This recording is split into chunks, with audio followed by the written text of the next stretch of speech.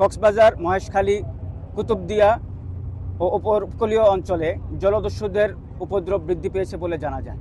প্রাপ্ত তথ্যের ভিত্তিতে ডাকাত ও জলদস্যুদের আটকের নিমিত্তে বাংলাদেশ কোস্টগার্ড দায়িত্বপ্রাপ্ত এলাকায় 24 ঘন্টা টহলের পাশাপাশি গোয়েন্দা তৎপরতা বৃদ্ধি করেছে।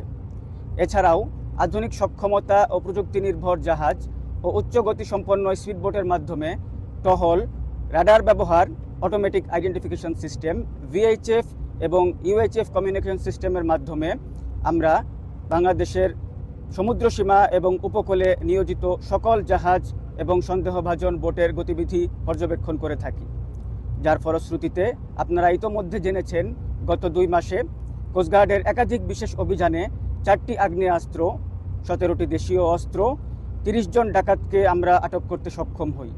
এছাড়াও ডাকাতের কবলে জিম্মি থাকা 32 জন বাংলাদেশি জেলেকে আমরা উদ্ধার করতে সক্ষম হয়েছি।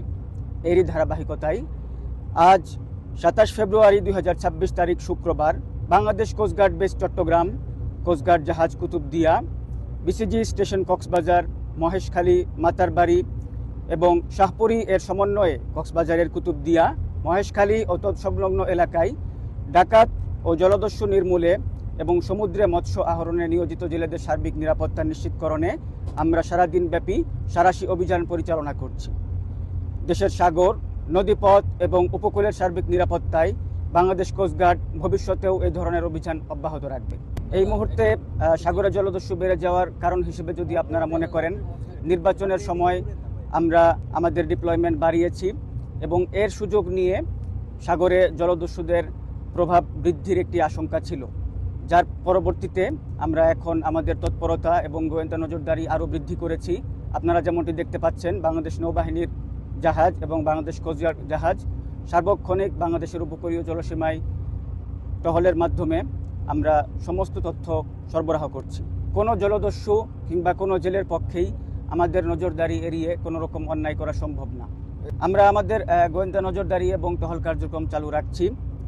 আমরা যেভাবে আমরা সার্বক্ষণিক সারা বছর অপারেশন সম্পন্ন করি, ঠিক একইভাবে আমরা আমাদের কার্যক্রম চলমান রয়েছে। এবং যদি আপনারা মনে করেন ডাকাতের উপদ্রব বৃদ্ধি পেয়েছে, সেক্ষেত্রে অবশ্যই নিশ্চিত থাকতে পারেন আমরা আমাদের তৎপরতা এবং টহলের সংখ্যাও বৃদ্ধি করেছি।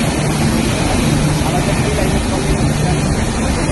নির্বিচ্ছিন্নভাবে চলমান রাখা আমাদের সার্বভৌমত্বের একটি গুরুত্বপূর্ণ বিষয়, যার প্রেক্ষিতে 24 ঘন্টা আমরা জাহাজ এবং হাই স্পিড বোটের মাধ্যমে টহল চলমান রাখছি এবং যে কোনো রকম পাইরেসি কল কিংবা ইমার্জেন্সি কল এর রেসপন্স করার জন্য বাংলাদেশ কোস্টগার্ড সর্বদা বদ্ধপরিকর।